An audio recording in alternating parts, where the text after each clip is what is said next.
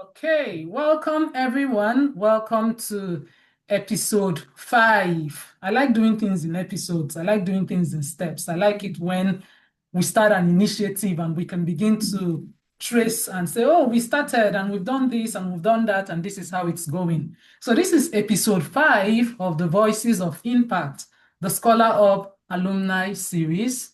So we've had episode 1 where we had Coach David, Coach Tolu, Abdul. We talked about, in the first episode, we talked about activating the ScholarUP alumni network for collective wins, right? Because we are a network, there's a lot of us. If we come together, then we win a lot together.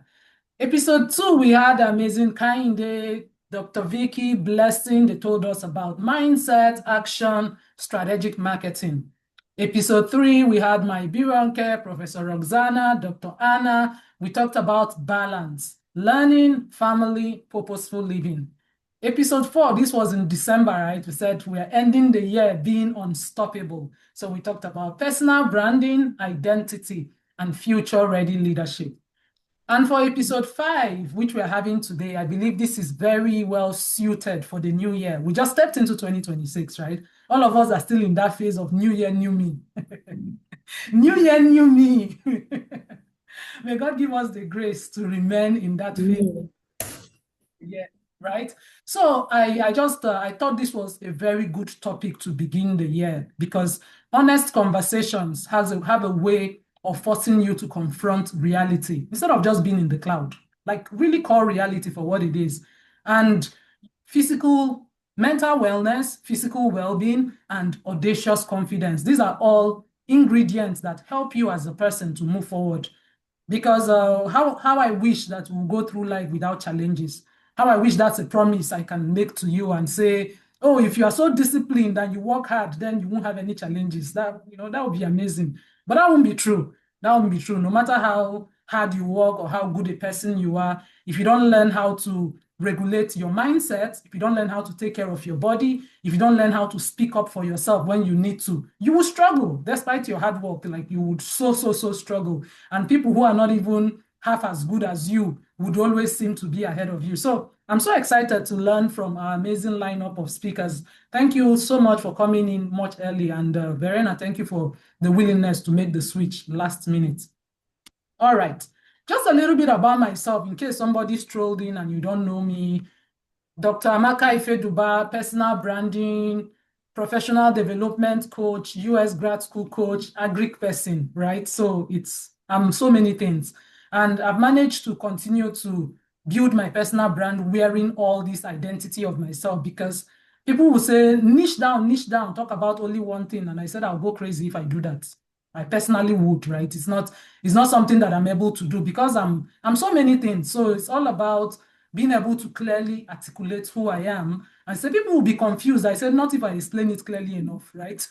If I explain it clearly enough to you, you're not going to be confused. You understand that there are different aspects of my life that make me who I am and continue to drive the work that I do that makes me happy, such as hosting events just like this. So what has brought about the alumni community, which all the people who have spoken in all the series up until now, and my goal is that all the months to come, this once in a month particular event would be for ScholarUP alumni, right? It will be within, let's hear from each other, and then we can do other events, maybe live streaming, and all of those things, then we can bring guest speakers, right? So this is more like intimate for us. So the 21 days LinkedIn Elevation Program, where we're now in cohort 19. In fact, cohort 19 will be graduating next Sunday. Chinasa, can you believe that, right? You were probably in cohort 7 or cohort, I don't even know. I know Verena too was in cohort, maybe 5 or 4. I'm not sure. Maybe she will tell us.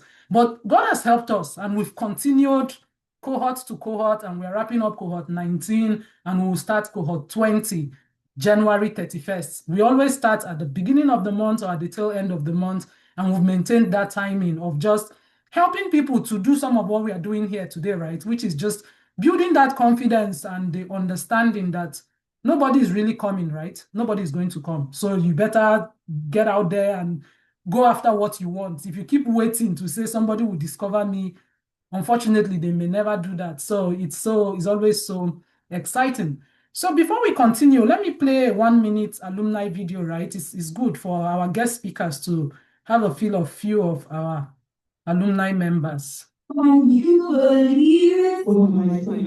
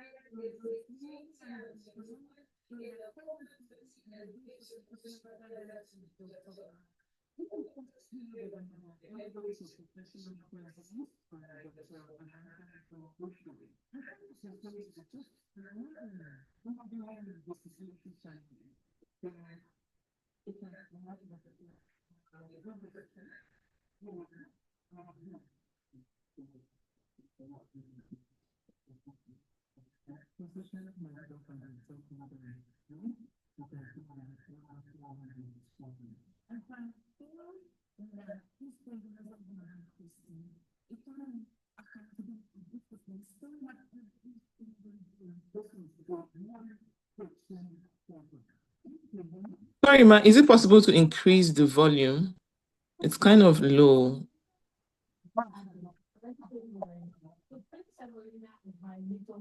So what I do is to better out the quantity of the different semolina that I make, and I feed it to incorporate air into my semolina.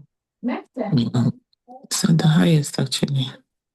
ready to feed the same semolina. Add my baking powder, baking soda, some salt, and some cinnamon. I give everything a good mix and get it started. Next step is to mix all my wet ingredients.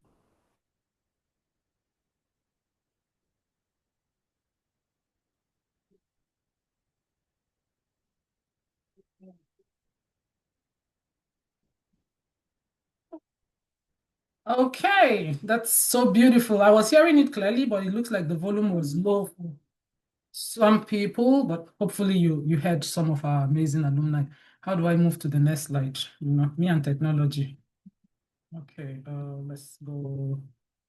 Okay, so we go to the next slide and we will get started. So these are some of our amazing people, right? I'm always taking pride in the caliber of people that has passed through ScholarUP, who continue to make us an academy that have alumni, that have people behind it and all of those amazing things. So it's amazing. And like I mentioned, cohort 20 would be starting January 31st. If you want to be a part of that, I believe the link will be in the chat. Feel free to sign up. More new people are always welcome, right? We're always looking forward to having new people. And then we have a goal setting workshop. I want to put this here just so you remember. I believe probably you've seen me post about it. I typically want to host this workshop once every quarter if I can manage it, because I always believe every quarter is a good time for a reset, right? It's a good time. So you're starting the year, you want to set some intentions. And then at the second quarter, you want to check with yourself, third quarter, like that. So we've held our goal setting workshop a couple of times in the past. And this time around, we'll be having it February 7th. It's a workshop. So this is not, it's not a teaching, it's not a training. It's for you to get involved, learn how to set those goals, have access to frameworks, have access to how you can manage your time, how you can prioritize, how you can build simple systems. Because it's not about setting the goals. It's very easy to say new year, new me, right? It's very easy to have lofty ideas, but actually sticking with the script when things get hard, staying on course and not giving up, that's where the real discipline, and that's where really the real progress is. So you are truly invited. The link will be in the chat if you've not signed up. This workshop is free for members of cohort 19, members of cohort 20, ScholarUP alumni, but you have to register, because we're going to send the link to, even if it's 10 people, I'm not really interested in too many people wanting to come, right? Because if you're not committed, then the workshop will not even be useful for you. You have to want it so that you kind of go the extra mile to say, oh, I'm taking the time to spend 2 hours learning how to set my goals, knowing how to really chart 2026, following a plan, right? So you're really, really invited. I look forward to seeing all of you there. All right. Okay, that's good. Dr. Josiah said he's here. So, Verena, you can chill and go back to your second position. He tested me. He said he was ready. So, I guess he has finally reached home now. So, Dr. Josiah is a medical doctor. And okay, let me add the three people who are speaking today, I guess by some stroke of luck, are all on the ScholarUP advisory board, right? So, yeah, let me put it out there. Thank you all so much for the work you do behind the scenes and always having that willingness when I call on you to come and sit and put heads together and things like that. So, thank you. I appreciate that. So, Dr. Josiah is also on the ScholarUP board. Everybody on the board did a lot of work when we were planning and executing the ascension. It was truly, truly a team effort. I could not have done it by myself, right? I say that all the time. It's not the scope of that project or the how it wasn't something I could have done on my own, but just the fact that we've been able to build this community of like-minded people, we're able to do something at that scale. So I wanted to put that out. Thank you so much. So Dr. Josiah is a medical doctor. He's an author, a growing philanthropist, and a passionate advocate for youth development through growth mindset. So that's why we are starting with mindset today, right? And financial literacy training. He is the founder of Young Minds Hub and project coordinator at MA Health Plus Foundation in Ghana. You should follow Dr. Josiah. So that's his name on LinkedIn. If you're not connected to him, you want to follow him for practical insights on growth mindset, smart money habits, youth leadership, and purpose-driven community development. With that said, I'm going to stop sharing my screen and welcome Dr. Josiah to the welcome him to the stage, right? Drum roll. Is there no drum roll? Dr. Josiah, you're welcome. Thank you so much for taking the. I know you're very busy, writing exams, still doing this and that. So being here, I appreciate the fact that you made out the time and sorry about your traffic that delayed you a bit, but hey, you're here. So over to you. All right, thank you very much. And then good evening to everyone. I hope I can be heard. Yes, we hear you. All right, all right. So I'm sorry for coming in late. I'm in a different town from where I usually stay, so I was caught up in traffic. But I'm excited to be here with everyone, and I always find it a privilege and then a moment to learn myself whenever I'm invited to these occasions with the ScholarUP Academy. So today we are talking about mental wellness. And normally I talk about growth mindset, but today it's not about growth mindset. It's about mental wellness, how to ensure that your mental health is intact. And sometimes, you see, when we talk about growth, we tend to measure growth in terms of how much have I achieved in my career, how much money have I made in my business. Technically, growth metrics are usually surrounding these things, what we've achieved and all that. But total growth ensures that while you're achieving these things, it is not at the expense of your own health. And in fact, I'll leave it at health because health encompasses a lot of things. Those of us who are health inclined, and you remember the WHO definition of health, it includes social, physical, mental, and emotional well-being. So all these components should come together when you talk about growth. So your growth is not just about how much money you are making, how far you've gone in your career, but it's also about how are you maintaining your total health while achieving those other things you're achieving. And that is why we are having this conversation. Because by the end of the day, if your health is not intact, especially when we talk about mental health, is not intact, all the things you've achieved, by the end of the day, you still get frustrated with life. And we've seen rich people taking their own lives. Why? They've had all the money, so what's the problem? So that should tell us that there's still something missing in that process. And that's what we are here to discuss. So I'm just going to take us through a few things. But first, I would like to share a story with you, just to give us a background to what I'm talking about. So a few weeks ago, I have a friend, very good friend of mine. Let's call him Peter for the sake of today. That's not his real name, but let's just call him Peter. So Peter is someone that, in fact, I can say he's my best friend. And I'm the kind of person that people that are close to me when they're doing something, I always want to support whatever they're doing, make sure that they get to grow. So Peter started talking about, started writing things about a particular topic on social media. And I didn't have a problem with the topic, but I had a problem with the tonation and the way he presented his message. Whenever I read it, it disturbed my mental health personally. Like I get disturbed if I'm going to study and then I go and read something. It hurts me that somebody that I care about is talking this way out there. So it hurts me that it disturbs me and I'm not able to do anything like the rest of the evening.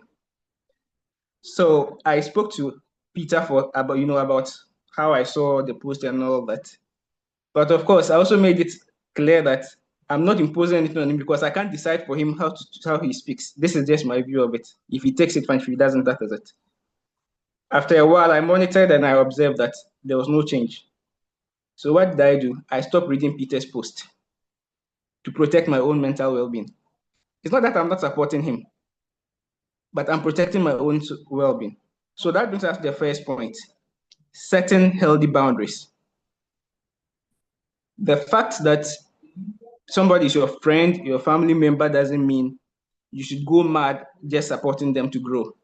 You should set healthy boundaries to protect your own mental well-being, because by the end of the day, for me, mental well-being is the most important thing, because if your mind is at the right place, you can think right, you can plan right, you can act right, you can execute right, and you are likely to succeed in what you want to do. So I have 15 minutes. I'm not going to talk a lot. So that's the first point, set healthy boundaries with whoever it is that you are dealing with. All right. The next point is directly linked. Learn how to say no.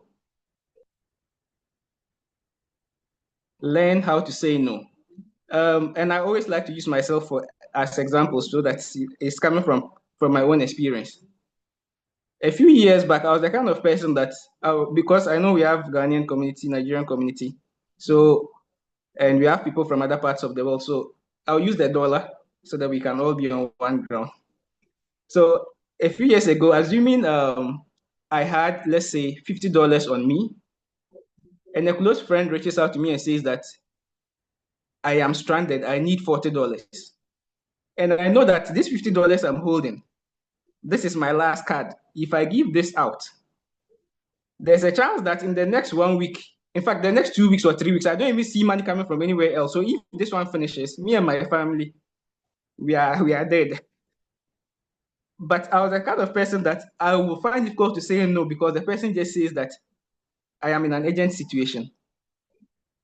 And I'll give it out.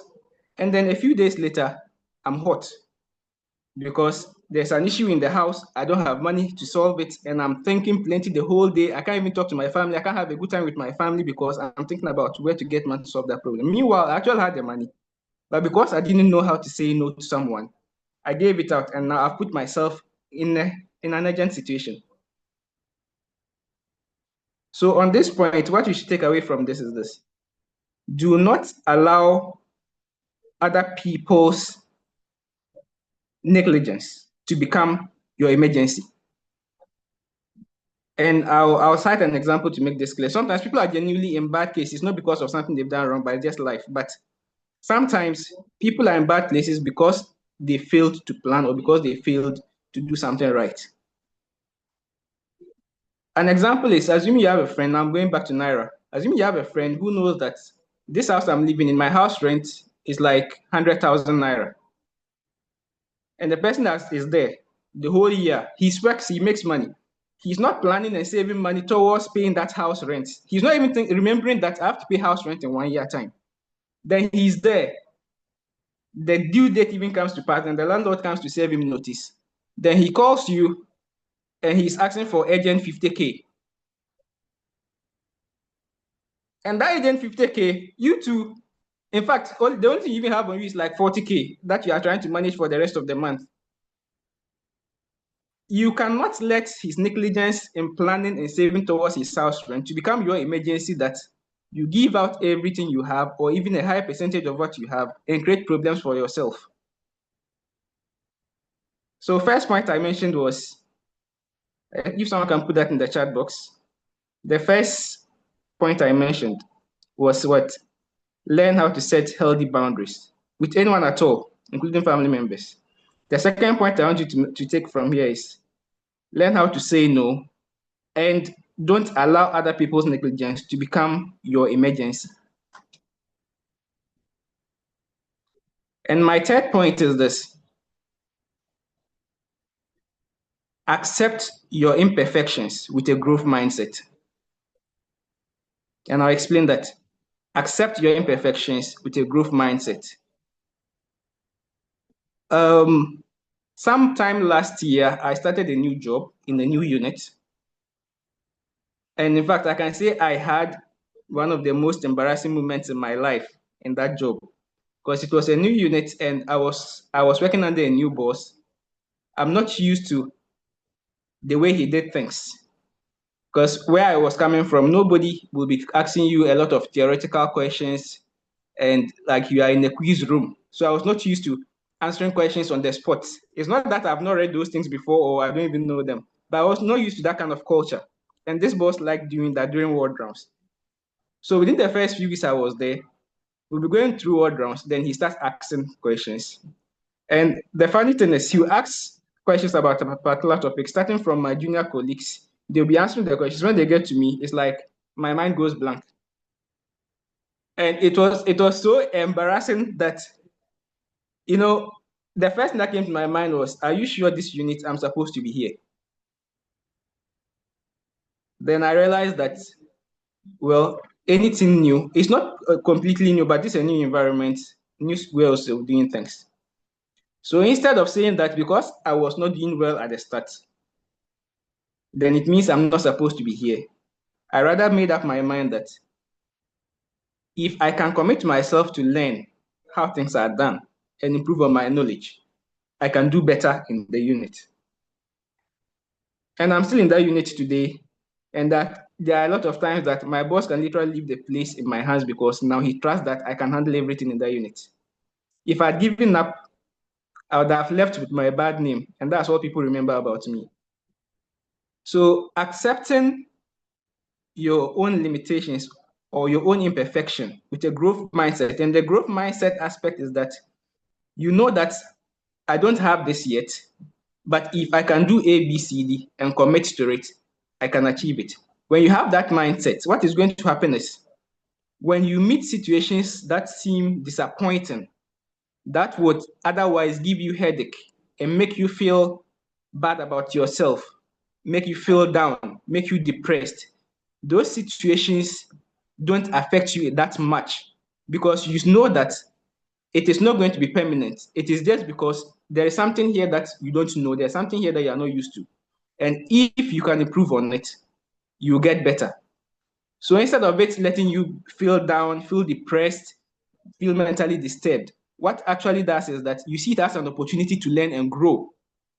And when you see it from that perspective, with that growth mindset, then the impact it has on your mental health changes. And then to my final point.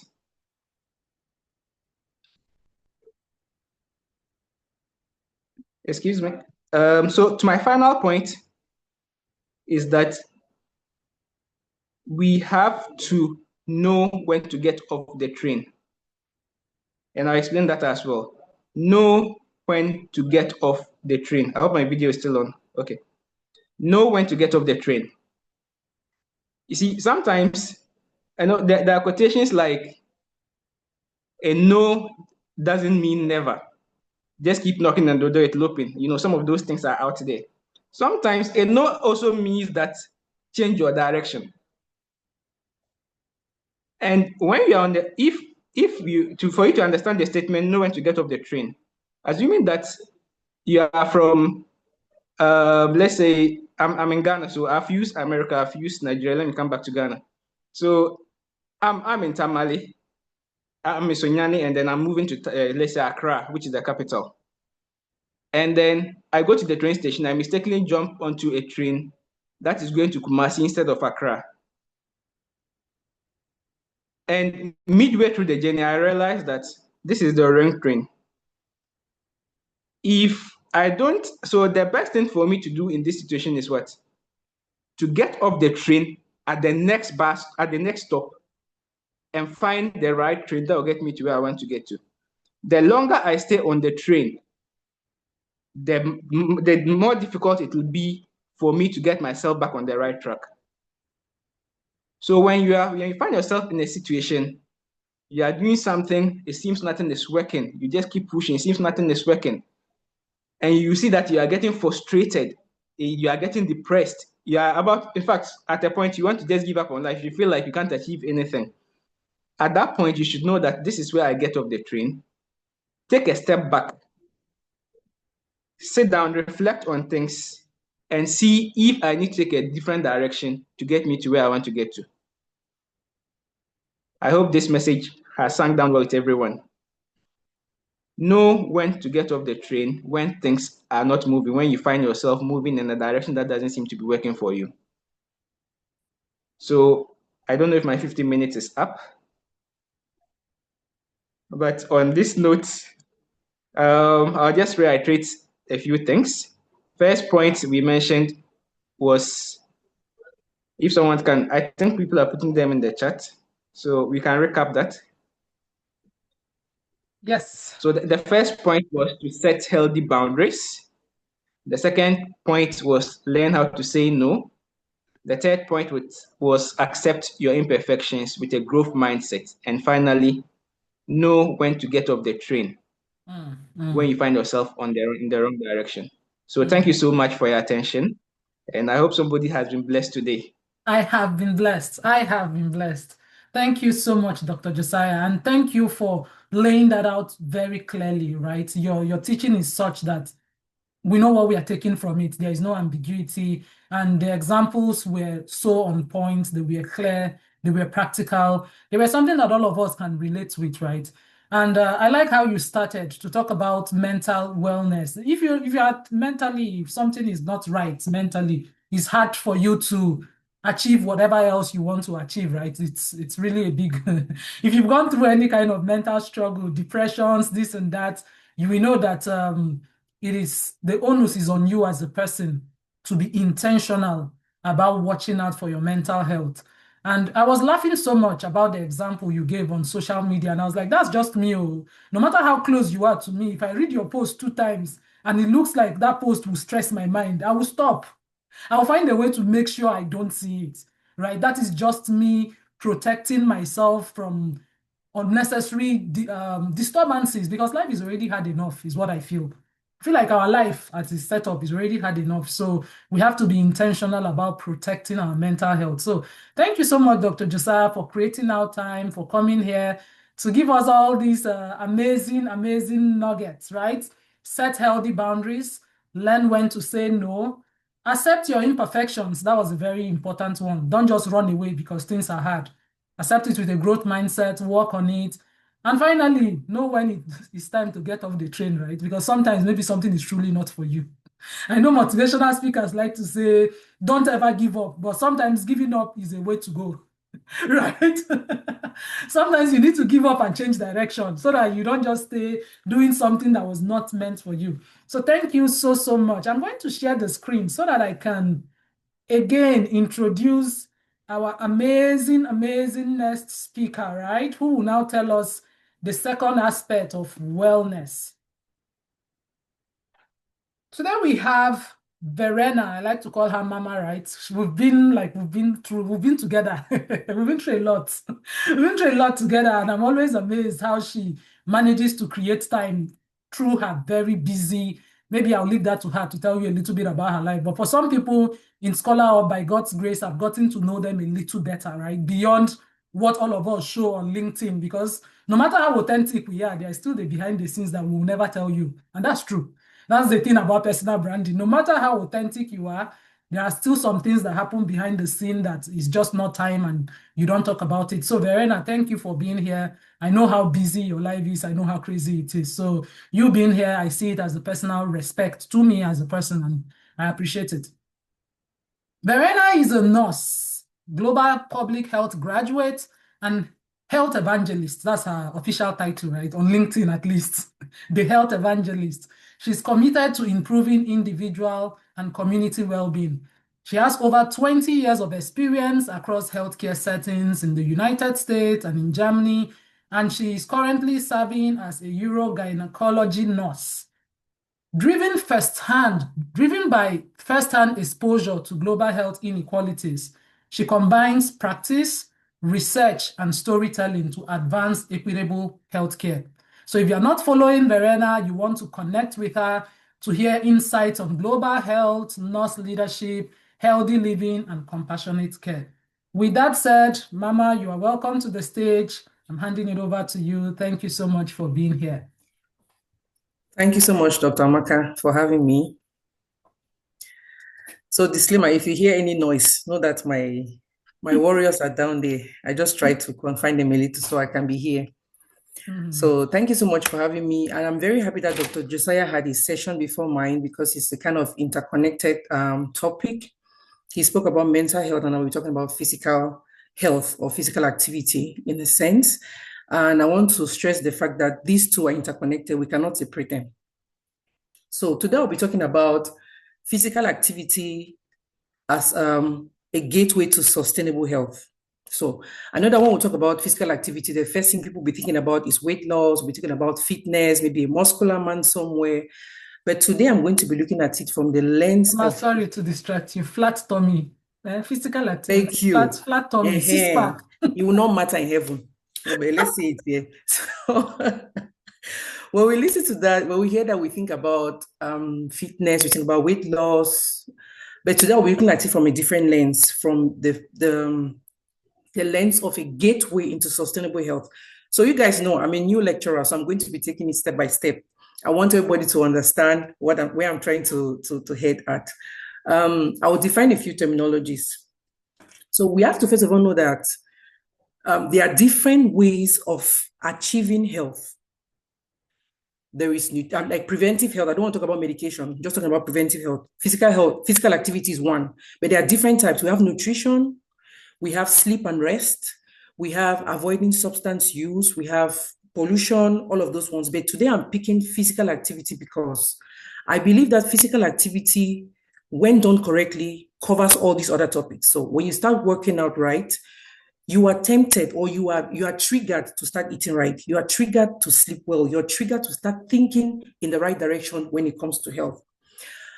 But I'm going to define physical activity first for the sake of those who don't understand. So physical activity is anything you do, moving your muscle, your bones, using up energy. You know, it could be walking, it could be dancing, it could be climbing the stairs, it could be walking in the farm, it could be the activity in the other room. You know, I'm not saying that you should do that one, but I'm just saying that that's also part of physical activity. Anything that needs you to burn out energy is physical activity.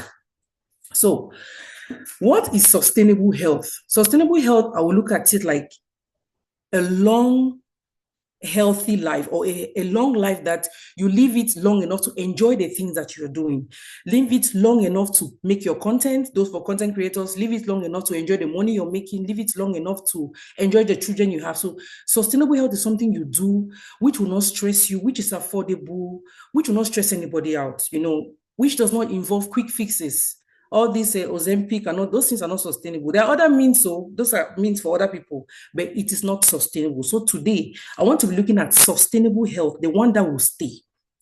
So I said it is living a life which is free of disease, preventable diseases, living a life free of preventable diseases, and it is life, it is health that does not need to strain our healthcare systems.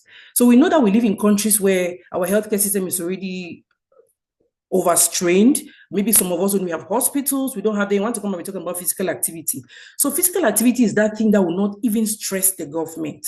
It will not stress the health systems. It will not stress our families. It will not stress also. It is something that we do. It is affordable. It will not involve, it will not make us use up a lot of money. That's physical activity. So why is physical activity a gateway as compared to other measures of preventing health?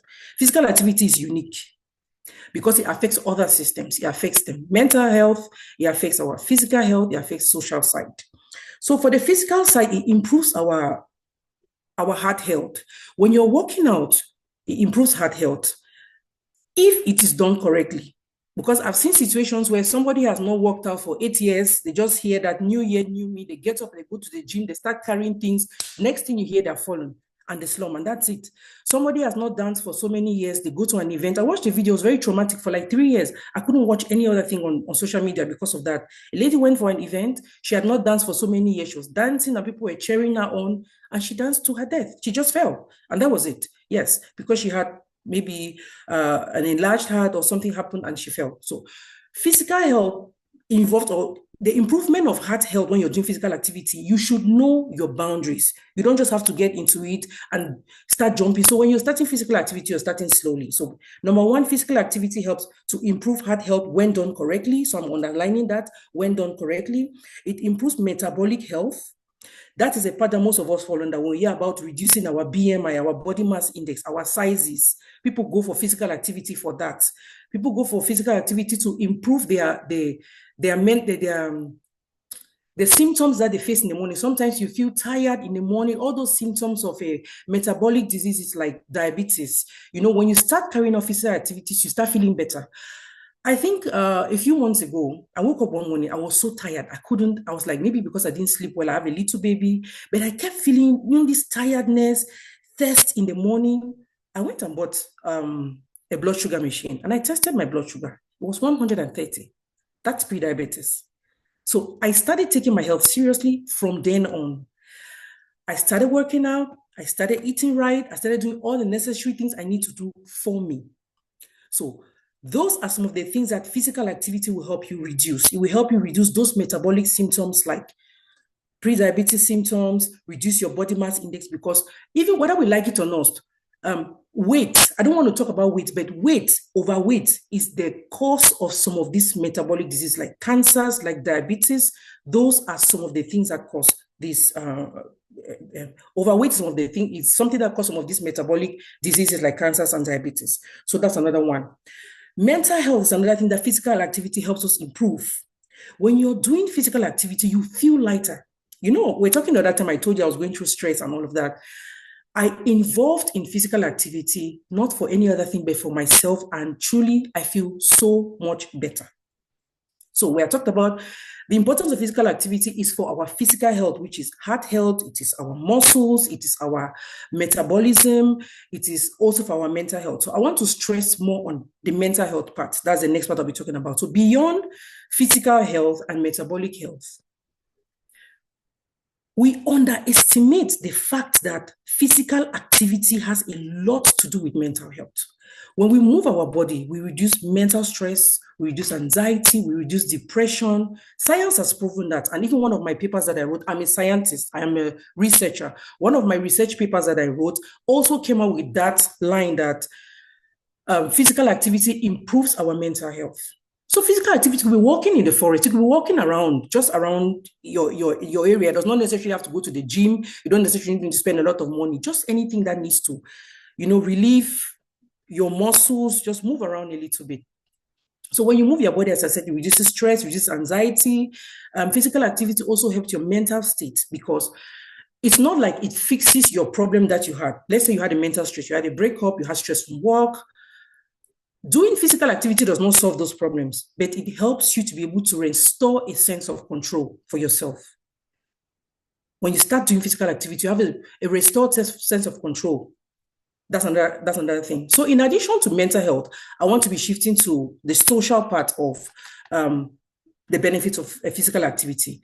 Physical activity, when you start doing it, it exposes you to people, you meet people around. When you're jogging, maybe you meet people, it gives you a community.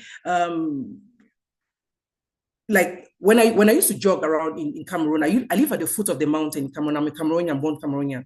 I used to jog every morning. So when you're jogging, you meet people every 5 a.m. or maybe 6 a.m. and you form this clique, you meet somebody and then you guys just form this community of people jogging together, running every morning, and they start becoming your accountability partners to say, okay, I'll wake up, I'll meet this person, I'll run and I'll go.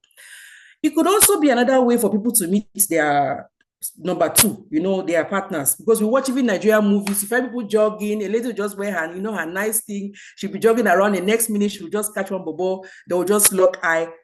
the rest is history. You never know, just try it. It's something, try it. You know, those odogus, when they see those shaped girls around the Lekki, wherever that people used to run in here, they lock eyes, the next thing, something is built. But now, this is what I want to say. When you want to do physical activity, there are two things involved. You need to have motivation and you need to be disciplined. Both of them they go together. So when you want to start physical activity, you need to have a motivation. What motivates you to want to start physical activity? This is the part that all of us need to hear. So we need to find our motivation and be disciplined to stick to it. Motivation is the way you think or wake up in the morning. Everybody now, this 2026, every day I will do activity, this, I will do that. That is motivation. How many people have lived those goals up to now? Today is what is today? The 18th. Those who started lifting iron, you don't see them again 1 week after, they have dropped it because the motivation is low. If your motivation comes from the fact that people are cheering you up for social media validation, if people don't start validating you, it will die. You need to find your motivation for yourself. The same thing Dr. Josiah was saying, it is for you need to set a clear boundary. This is for me. I'm doing this for me. Personally, I chose to be disciplined to being disciplined to physical activity because my motivation was something that was very important to me. I have 3 small kids. I'll wake up in the morning, the small one, 2 years, will run up the stairs, will pick something and run. I cannot follow her. I was overweight, 106. When she just runs up the stairs, I'll just stand and just say, Otilo. End of story, I cannot follow her.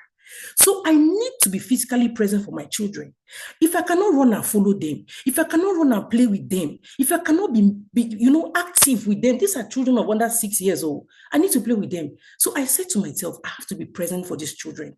And also saying that physical activity improves mental health, I need to be mentally present for my kids. When a woman is physically present, when she's physically fit, she's mentally fit, she can care for the kids. She can cook healthy meals. She can teach them healthy lifestyles. Children copy a lot from their mothers, particularly. So when they see mommy doing it, they want to do it. If I wake up every day, I do it in the basement. My kids wake up, what are you doing? They want to imitate. They want to also do it. They copy what they see. If they see you eating unhealthy, they will not eat healthy. They learn from what they see. So your motivation should be something very, very important. It's not something that will just collapse on the way. It should not be for social media validation. If somebody gave you a heartbreak and you're going to the gym, it should not be for that person. It should not be to go and challenge, I can do it. I can do all things. Yeah, you can do it, but do it for yourself first. Take care of yourself first. So me, I chose to be there for my kids. And once you start seeing the results of physical activity, I bet you're not going back. Personally, I have dropped 10 kilograms in a few months and I feel so light. I feel so happy. I don't see myself going back to that unhealthy lifestyle. No, not how far I've come to want to abandon it now. So I want to move ahead. So that is one thing I want to say. Your motivation will start the movement, but discipline will keep you going. So you need to get up and do it. Nobody is ever going to tell you to be disciplined when you're doing physical activity. It is something you do. That is what differentiates A from B. That's what differentiates somebody who has 1 pack from somebody who has 6 packs. Because the person who has 6 packs is a person who does the work. The person who has 1 pack is a person who thinks about doing it and never does it. Good. So we move to the next thing. We could be motivated. We could be disciplined. But there could be some reasons why people don't still work out. What are those reasons? Physical activity, we can look at it like a personal choice. It's not a lie, it's a personal choice, but it goes beyond personal choice because there are things that can be barriers to physical activity. Number 1, time constraint. All of us here, content creators, waking up from 4 to 6, early in the morning, sleeping late, eating the bread of sorrow. We don't work out. So, number 1, those who have time constraint, 9 to 5ers, they cannot work out. Not for any reason, but it is, that's the constraint that they find themselves. Number 2, over attractive package. I used to work in the US. I had a colleague who used to do 16 hours in the hospital. He will leave after the 16 hours and still go and do 8 hours somewhere. Do you want to kill yourself for money? But that attractive package is something that he wants because the company has made it possible for him to choose between life and money. You find many people, Dr. Amaka, you are a witness. There are many people who don't cash those paychecks. I have a friend who slumped. Driving, he died on the steering with many paychecks he had not cut. You know, many different paychecks were in his car. He didn't even cash them. You know, so companies make it impossible for people to choose health. If they tell me to come for an extra hour and they are paying me $100, oh boy, I'll go for the $100. What are you talking about? You know, so they need to start looking at it from a less of not just giving people a lot of those attractive packages. So number one, reason why people don't work out, 9 to 5, they don't have the time. Mothers don't have the time. Attractive packages, safe environment. I lived in an environment where I couldn't go and walk around. Dogs everywhere. Me, I'm afraid of dogs. People will just leave their dogs, they'll be chasing me. So if the environment is not safe, somebody will not go out and walk. If the environment, kidnappers are there, people will not go out and walk. Now that everybody's looking for ransom, you want to go out, they catch you, they call your family, they ask for money. So if it is not safe, people will not want to go out. When there is lack of social support, for mothers particularly, this one really concerns me because that's my area of research. Women who have lack of social support, women who have lack of childcare responsibilities, you are at home with 3 kids. Nobody is there to say, okay, let me hold your child for you to go to the gym or for you to go and work out. You will sit there every day. You cannot work out. Weight is coming. Weight is coming. Every day, you're just thinking, you know, how can I improve my health? So those are some of the kind of things we need to look at that. So people do not remain inactive because they want, but because the system has made it difficult for them to do that. So all of these unhealthy working hours, sometimes more attractive pay. So we need to, if we want sustainable health for ourselves, for our communities, for our families, for our companies, for our employers, we need to look beyond all those things. We need to make physical activity, design environments that help physical activities, like companies. You know, they need to start helping their workers, give them gym memberships, those kind of things. So one of the roles that we play, this one is very important. The roles that we play as individuals, we need discipline and motivation. As families, we need to support each other. We need to support our families. We need to support mothers. Employers need to support their employees. They need to give them gym memberships. Healthcare workers need to promote physical health without judging anybody. You know, I don't judge. We listen. We don't judge. You know, this last one is for policymakers. If you're a policymaker, please come near. So we need to make systems that are acceptable and supportive for mothers particularly.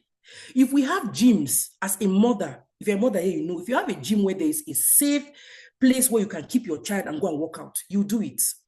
But women don't have the opportunity. So we should make systems that are inclusive, where women can have the opportunity to keep their kids. It should not be biased. Only men going out. Women cannot go out. You are sitting morning to evening, you're breastfeeding, you're tired. You want to go and work out to have that holistic. So the last thing I'm going to say, which is a question I'm going to throw out there, you know, but before I go, I'm just going to give a summary. You know, I said physical health, there are other things, there's nutrition, there's rest, but we chose physical activity because it helps us to achieve all of these other things. We also talked about mental health. We talked about the advantages of mental health, talked about metabolic health. We talked about social health. We talked about social life, you know, having community. We talked about that. And then we also talked about the role that each person can play.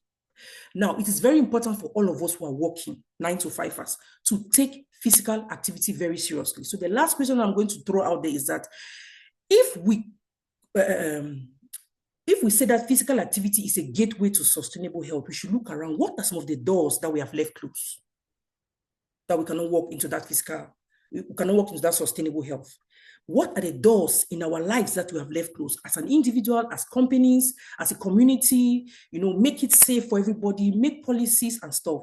And what would our lives been, you know, what would our lives been for us, for me, for you, if the people around, like all of us, decide that preventive health is truly what should come first? How would life have been for us if we had chosen that path? So that's all I have to say. And thank you so much, Dr. Amaka, for having me. My kids are distracting me that I'm trying to concentrate. I keep hearing them shouting. So thank you very much, everybody. Thank you so much. Thank you so much, the health evangelist. You know, I told you right from time when you started building your personal brand, I said, don't stop evangelizing. And thank you. You haven't stopped, right? You have continued. In fact, you've doubled down, you've continued, you've stuck to it. You've continued with that mantra of always challenging the status quo, which is what we should do as young people, as people who we should disrupt systems. And Verena is one person that has written to the president of which country, right? You know, she wrote a letter to President Obama. She's that kind of person. So you don't even know the kind of things she does. And I like it. We need to be willing to look at systems and say, this is not okay. This is killing us. Like, you literally killing yourself. And she's very correct. Here in the US, people make a lot of money and then they die before they spend that money. And that's just the thing, because of so much stress. You're waking up in the morning, you're doing so much, like round the clock, your head is always working, your body is always working. All of us are guilty. As she was just talking, I was laughing because I knew I'm guilty of most of the things she's saying. So it's not even me saying, you know, I have it figured out and my physical health is what it should be.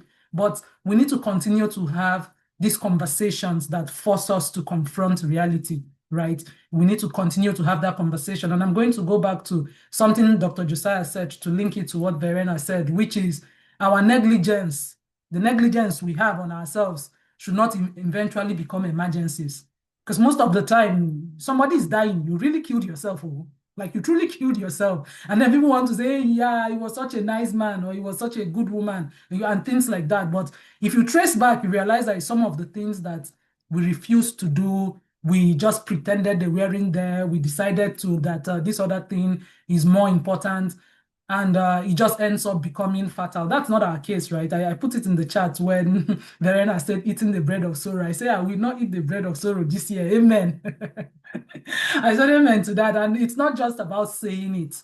It's about the motivation, which is always easy, because I know today now all of us are motivated. I'm already thinking about my physical activity for tomorrow.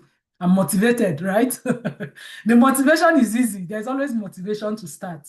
But the discipline to continue when nobody's clapping, the discipline to continue when it gets boring, it has to be intrinsic. Unless it gets to the point where, like, I'm doing this thing for myself, for my health, for so many things that is important to me. Some of us that have had health challenges like cancer is even more important, right? It's even more serious for us to be intentional about making sure that we're moving our body. So sometimes life doesn't let us, or we like to say it's life, but we also need to tell ourselves the truth and do some simple things that, like what Coach Tolu is saying, he said, use the stairs instead of the elevator. Sometimes it's the simple things like that, right? Climb the stairs, walk around with your husband, do whatever it is, but it's your responsibility. Nobody else is going to be physically healthy for you. Nobody else can do it for you. It's your responsibility. And I like how Verena tied physical health to mental wellness.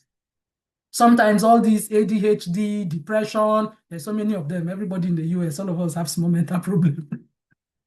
There's always something, right? All these most of the time is tied back to the fact that, you know, you wake up in the morning, you're looking at your computer, you look at your computer all through, you're sitting in one place, you're eating junk with one hand, you're just struggling to survive.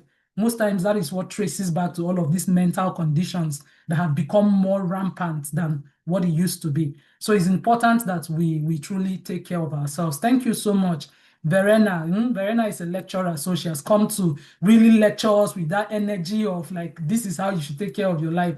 And congratulations for losing 10 pounds. That's a challenge for me, right? It's like 10 kg. I'm even reducing it.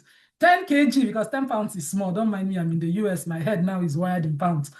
10 kg, that's a lot, right? That's a lot of motivation. I would say keep it up, right? Keep it up and just keep going. Don't go back on it, and we'll catch up. God will help us. We will catch up and we will overtake. All right, we have our last speaker, right? Now we've been talking, we wanted to start 2026 whole, right? This topic is a topic that was very dear to my heart because I feel like it covers every area that we should be looking at as people. So Dr. Josiah has talked about mental wellness. Verena has come to connect that mental wellness with physical wellness.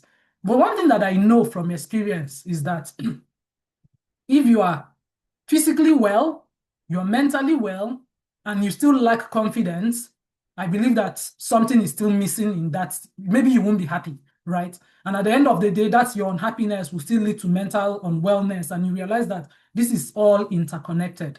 So just to wrap us up for today, we have pharmacist Chinasa Ufondu, who is a special friend of mine. Chinasa is a person here whom I've probably known the longest from everybody on this call, right? Because I knew Chinasa even before I came to the US. So we have our friendship story.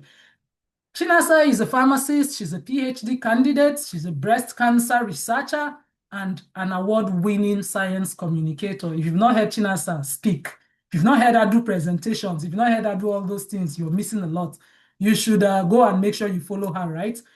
She's also an academic and public speaking coach, passionate about helping researchers and graduate students show up and speak confidently.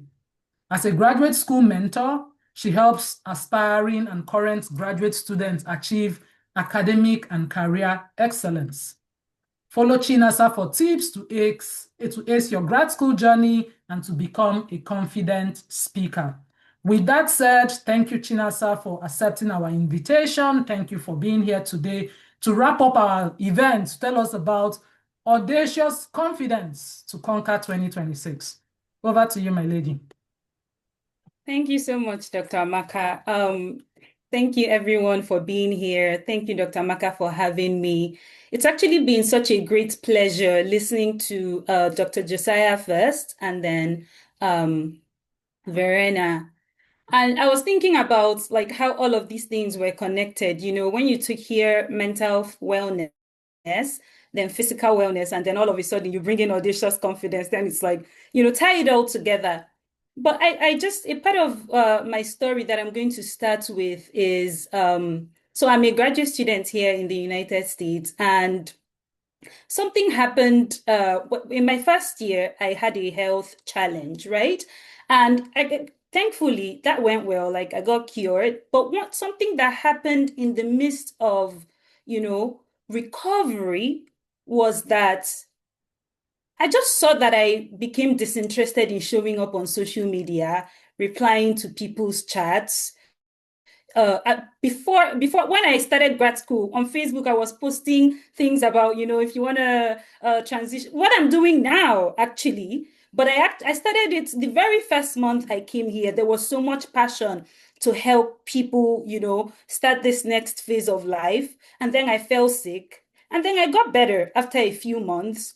But while I was physically better, something had changed in my approach to life. I became socially disconnected from people. I wasn't doing the things I liked doing, like speaking.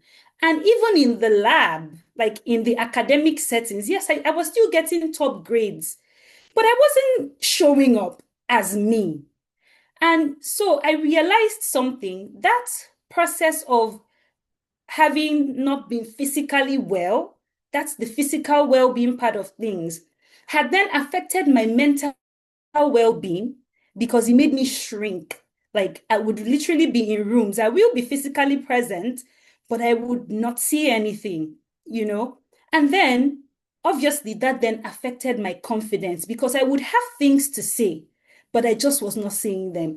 It was such a deteriorating mindset to have because everyone around me was like, Chinasa, you can do better. I knew I could do better, but I wasn't just doing it. And you know what was so funny was that during that period, we had a graduate student forum and we were supposed to form groups. Like literally in that season of my life, I was living a life of mediocrity and I was okay living it. Like it was mediocrity to me.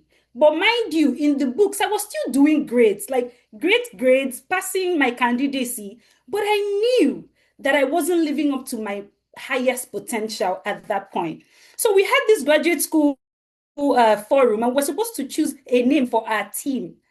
And I was in that season of life where everything around me was just saying, Chinasa, you're living a mediocre life. You know you can do better. And can you imagine, like other teams are choosing names. I mean, in America, people are not very used to choosing flashy names. They just go for a creative name.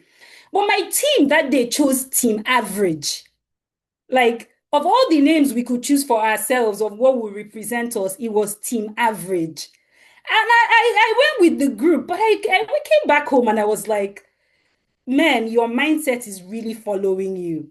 And that was one of the, you know, a lot of other events happened around that time. And one other thing that happened was I remember talking to my advisor during that period, I was working on a write-up, and I told her something like, yeah, I'm a much better speaker than I write, because she had never heard me speak. Like, I was presenting lab meetings, but I'll still be someone that would be showing, fear around those things. And I told her that day, I was like, yeah, I'm a much better speaker than I write. And I remember she gave me this look of, okay. And I was like, oh, she doesn't believe me.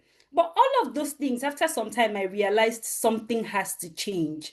And that is what is bringing it to what I'm talking about today, which is that audacious confidence. How do we show up? How do you show up in a room and actually own the room? And I will start with talking about what audacious confidence is not. It doesn't mean that you have to be the loudest person in the room. No. There's this belief that introverts are not confident people. Like, people think if you're introverted, then that means that you lack confidence. That's not necessarily true. You can be introverted, and you'll probably not be a man of or a woman of 1,000 words, but if it's 10 words that you speak, they come out with so much confidence that people, like, they are action driven, right? And so, audacious confidence doesn't mean you are the loudest person in the room. It also doesn't mean that you are the smartest person in the room. No. If anything, you should actually find yourself in rooms that would have you learning, like rooms where in the ladder you still have places to go up to, right? So that is a way to introduce what audacious confidence is. Having the audacity. Audacity means being willing to take bold risks. So what changed for me at this point? Like, after going through that season where I was more reclined and I was shrinking back, before we even talk about what changed, what were the things that were going through my mind during that season? Because sometimes we have to, tease out what is going on in our mind to be able to know how to take the next step forward. So the few things, or let's just say 5 things that for sure were going through my life or my mind in that season were, first of all, imposter syndrome. I had so much of imposter syndrome, and I know we throw this word around so much, but I don't mind that we throw it around so much because it's really something that cages people. For me, it was just that feeling of not belonging. I felt like, oh my gosh, I'm coming from Nigeria, coming to do cancer pharmacology in a place that has so many renowned professors. Why does my opinion matter? Who cares? So that was imposter syndrome saying, you don't belong here. That was the first thing. The second thing was self-sabotage, right? Everyone around you is seeing you doing so much great things, except you. Everyone is seeing the potential you have, but you. That's self-sabotage, because that means that if there's something for you to apply, you read the job qualifications or whatever it is, and instead of seeing the 90% that makes you qualified, you focus on the 10% that you think makes you unqualified, and you just never do it. That is self-sabotage. The third thing that personally I know it's something I had struggled with even before this season is fear of failure. Oh my gosh. If I apply for this and fail, my village people will laugh at me. They should go and apply it too now. Let them get it. So that fear of failure is always something that keeps us from wanting to do our best or to even just take a step forward. We're always thinking, instead of reframing our minds to think of what if it works out, we're always thinking, what if we fail? And it's not only me. I know it's something very common. I show up on LinkedIn so much to know that a lot of other people have stories that resonate around things like this. And then the fourth thing was just shrinking in rooms. And when I say shrinking in rooms, it just means that it doesn't even have to be presentation. Like, for some of us, it's our work. You have something to say. There are places for you to make contributions. You have something to say, but you swallow it. Why? Because you just don't think your voice deserves to be heard. That was part of what I was facing at that period. And it doesn't even have to be a boardroom kind of thing. It could just be 3 casual friends. People are saying things. You have an opinion, but you're just not saying it. That's part of not lacking that audacious confidence. And the fifth thing was I was waiting for permission.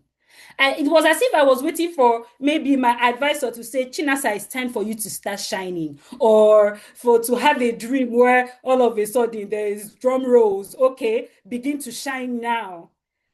that doesn't happen. You actually have to be the one to permit yourself to let your light shine.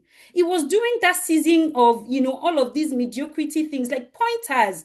As a Christian, I know how I get pointers of seasons are changing. It's time to do something different. So during that season, I told myself, no, that's not you. You've never been a mediocre person. Team average is not, no, that's not you. And more and more times I was like, no. And then what did I do different? I decided to show up. And this is so overused, but you see, deciding to do that, one of the first thing I did then, I saw a competition for speaking in our cancer center. I signed up. I was like, I don't have it figured out. I've never done this flash talk before, but I'm signing up. Voila, I did it. I won it.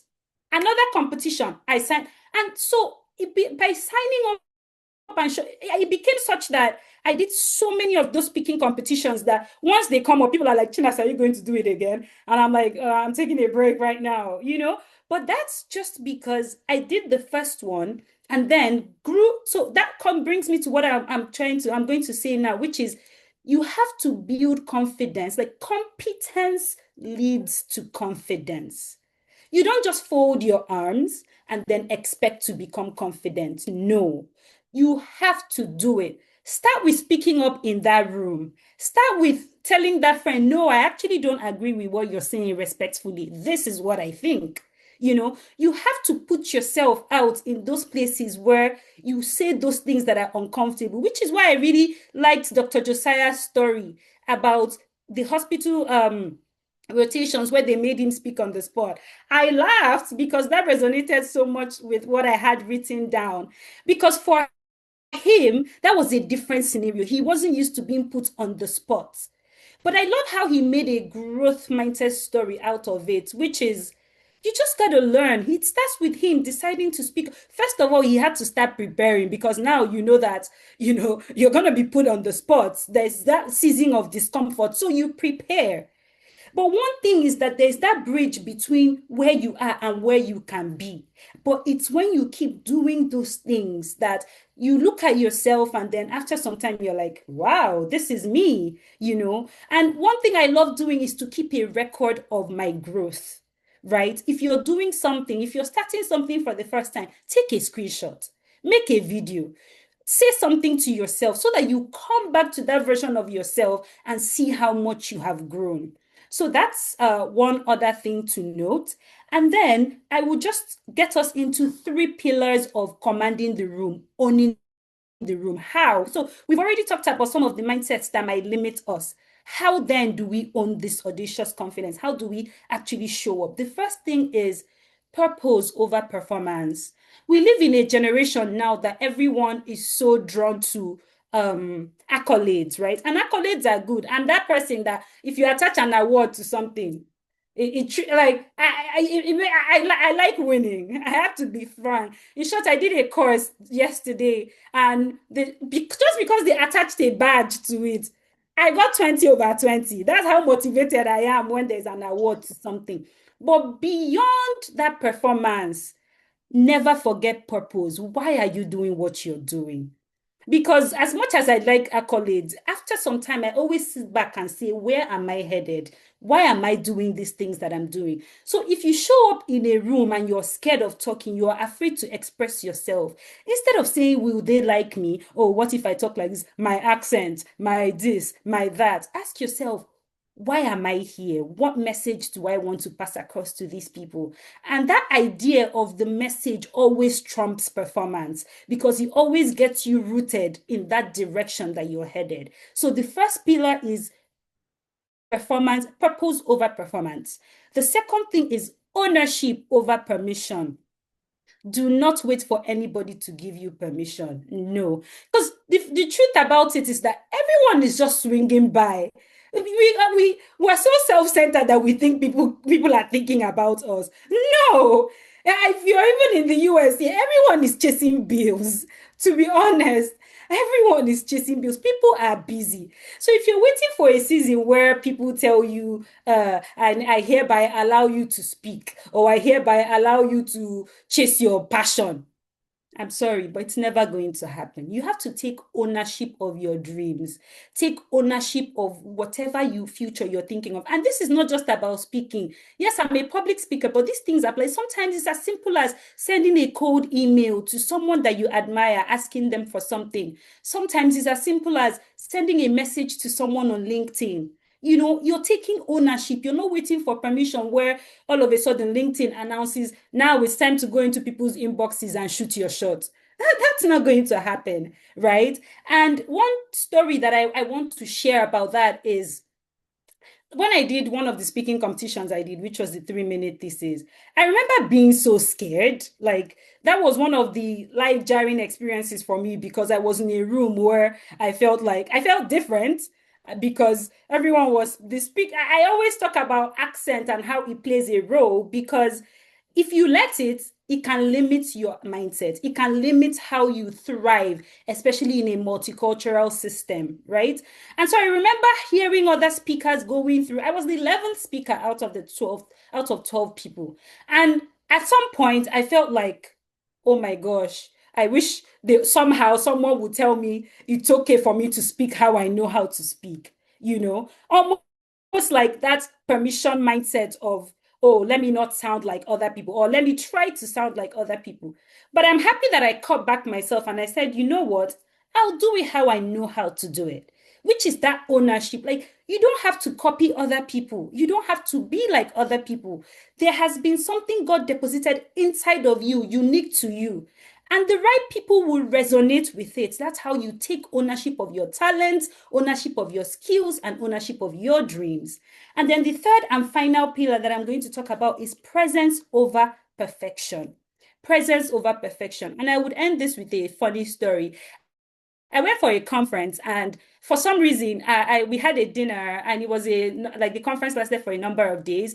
But on one of the days, I sat down on that table first, and then before you knew it, two older professors, male professors, came to join me at that table.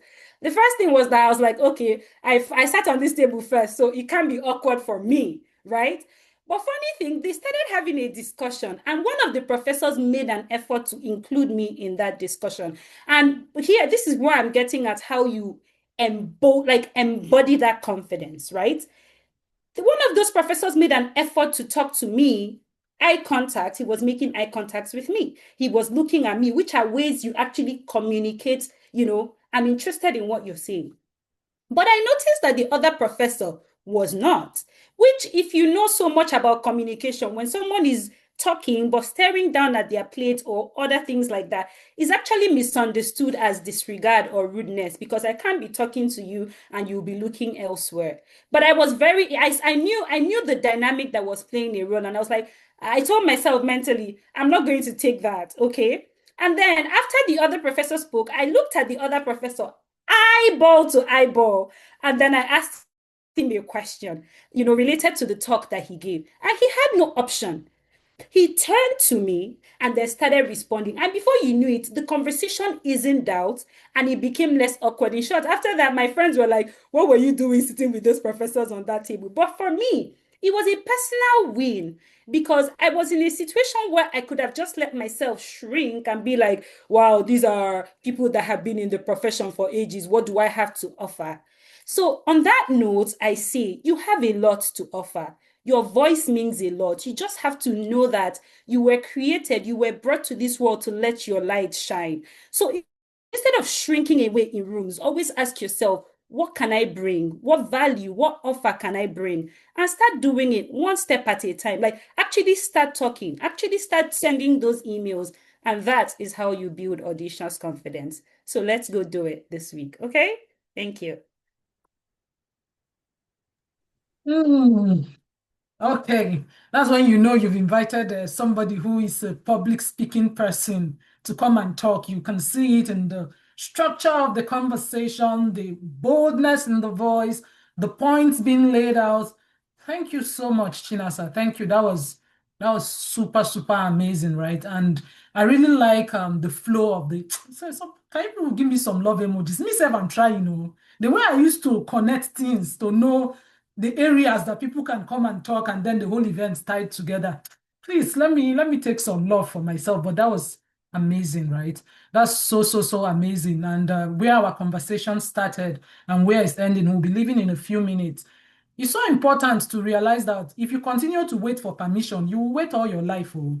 You wait all your life. I think I put out a video recently, and I was saying in that video, it just came to my mind that people are not thinking about you as much as you think they're thinking about you. It's one realization that changed everything for me as a person, right? So now when something comes to my mind, I wake up and I do it.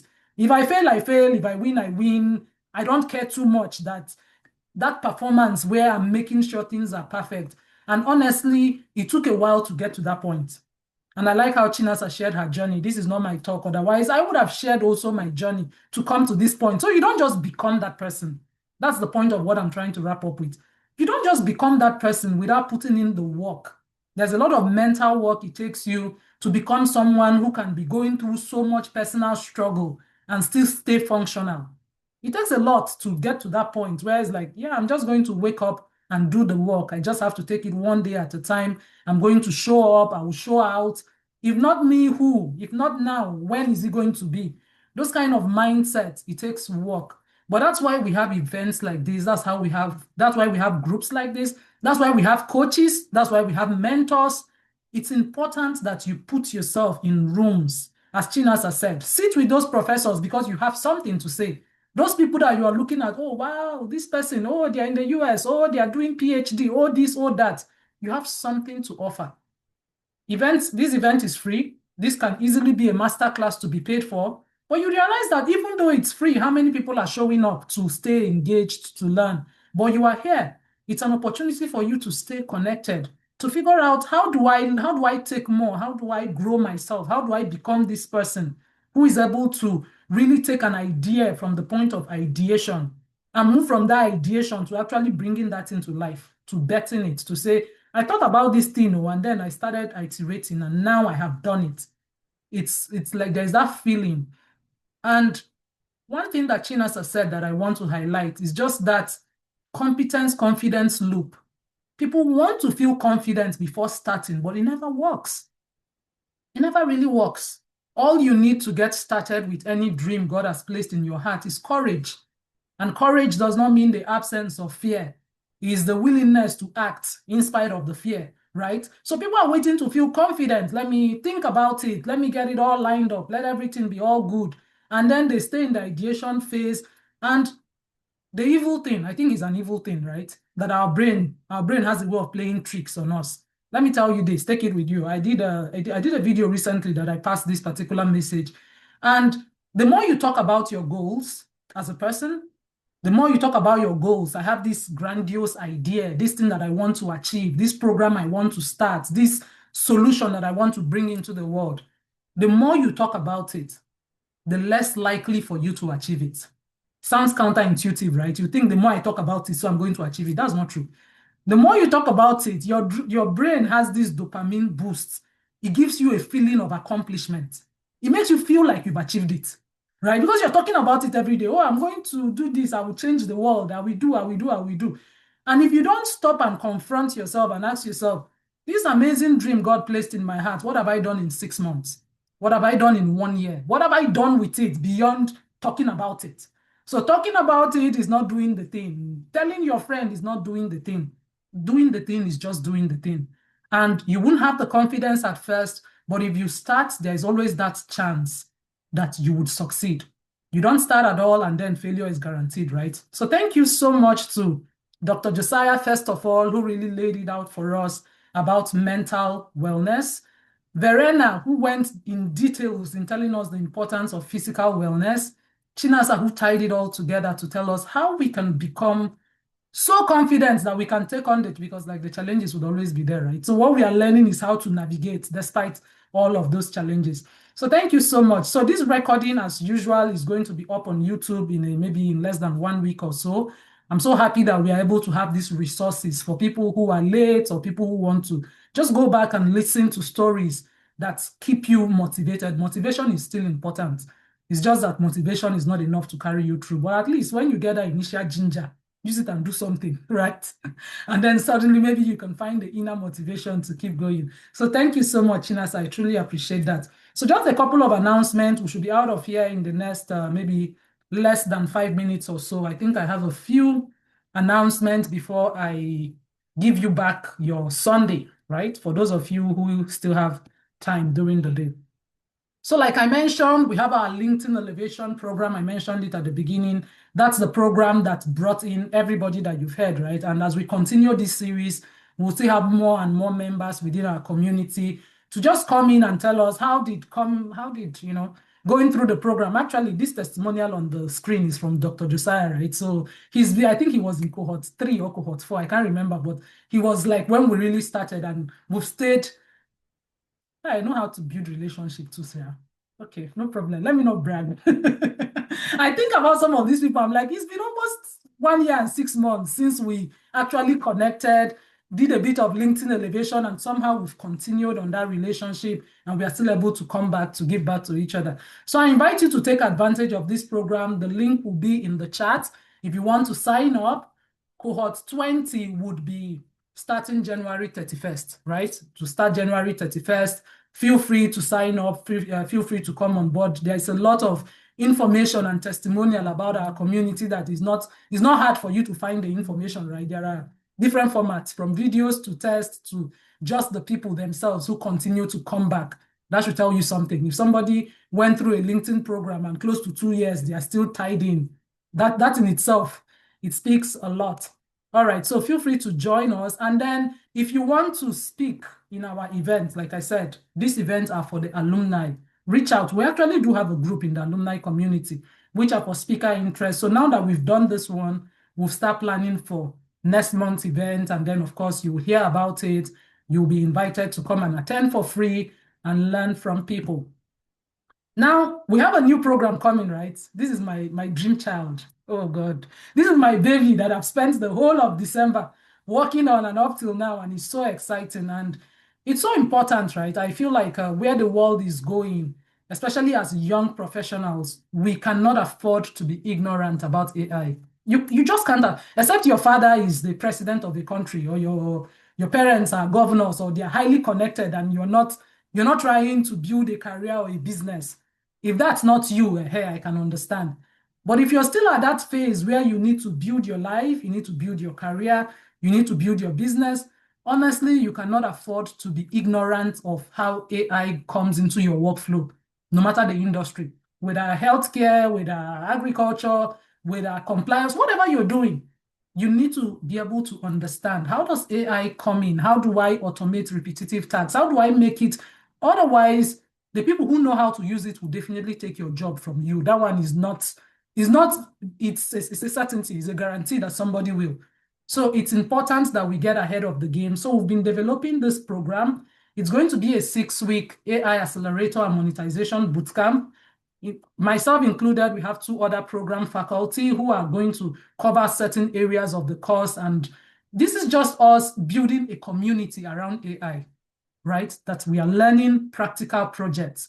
For me, this is not a course where I'll come and tell you the history of ChatGPT or tell you the history of Gemini. When you ask ChatGPT will tell you, right? Now, that's not what we are trying to do here. What we are trying to achieve with this bootcamp is, let's start from day one and start building projects. Let's build digital products. Let's include it in our workflow, and let's learn how to monetize it, because it's very important. As much as possible, you may want a career, you may want a job, but honestly, want a business, want something, want a personal thing that you can build. Your personal brand is that personal thing for you, right? Your personal brand is the thing that you build for yourself that is outside whatever career you may have, whatever 9 to 5 you may be doing. So you want to figure out, how do I integrate AI? How do I use it? How does it become the default for me? I have one of my AI mentors who works in Microsoft. He would always say AI first. AI first. That's the thing. Like whenever a task comes, you're thinking, how can AI help me to make this thing easy? How do I use AI to achieve this thing much faster? Instead of thinking, okay, let me rely on myself. And that's not saying that our creativity as people is numbed. No, it's that we are using AI as an assistant. Whether you use it, whether you don't use it, the people who know how to use it, they'll be 10 steps ahead of you, and you don't want it. So I invite you to sign up for this course. The link is in the chat. We're starting on Valentine's Day. So what better Valentine's Day gift should you give to yourself? So we'll have live sessions, weekly live sessions for those who are wondering how is it going to be set up. So we'll have weekly live sessions, Saturday to Saturday, and then in between the week, we'll be in the community, having assignments, having homework, getting feedback as usual. You all know me, I'm a hands-on person, right?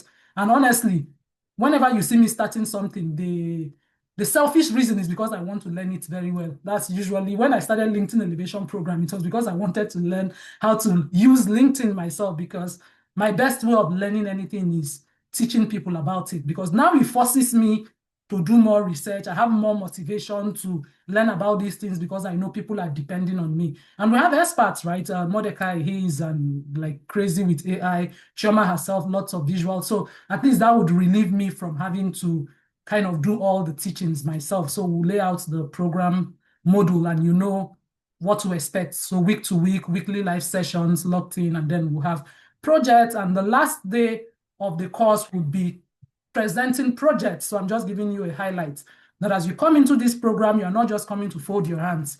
You should finish the program with a portfolio. This is what I did. I started these 6 weeks. I wanted to know, so this is what I achieved. This is my digital product, or this is what I used AI to bring to life, or what I used AI to birth. So that's like my final announcement for the day. Thank you all so much. Thank you very much for showing up, right? As usual, thank you all so much for coming. Thank you for sticking to the end. Most times when you start Zoom events, people will start and then disappear. But most of the time when we start our event, you realize that people stay because we don't talk, we are always on point, right? You're saying something that you want to hear. It's like, okay, I need to stay back and hear every bit of it. So feel free to reach out to us. Feel free to connect with me, connect with all the speakers. I always say events like this in themselves are networking events. The fact that other people like you showed up, it shows some sort of synergy. There's something in alignment for you. So you want to connect with them. You want to learn how to leverage visibility for your career and business growth. Something that someone said recently that made me laugh, and I was like, it's really true. He said, you know, as a young professional, especially if you're not born with a silver spoon, you are too broke to be invisible. Like you're too broke. You're too broke to make that decision for yourself, especially when you know that there's nobody coming to save you. You need to be intentional about saying, hey, the people doing this thing, they don't have two heads. So Chinasa mentioned something so important. We are all winging it. The people you look at and feel like, oh, they have it all figured out. No, we are all winging it. They just have courage. And maybe sometimes they have more laps. Like they've done more laps. So you sit down somewhere, you are comparing your year one with somebody's 10 years, and you'll be feeling frustrated. You'll be feeling like I'm not achieving anything. But the person you are comparing yourself with have been doing this thing for 5 years, for 10 years, and you are refusing to start so that you can start your own traction. So I encourage you all. Thank you so much. We are at 1 hour, 30 minutes, which is still within my comfort limit. I don't like hostage situation, right? Whenever events start going beyond 1 hour, 30 minutes, you start feeling like you're holding people hostage. I appreciate you all. We'll continue to, this is not goodbye, right? This is see you next time. So let's turn on the camera to take a picture. You know, it's good to always have family pictures. If you're able to turn on your camera, let's take a final picture so that we can be on our way. Yes. Let's take a picture. Let's smile. Tolu, Tolu, Tolu. It's good to see you.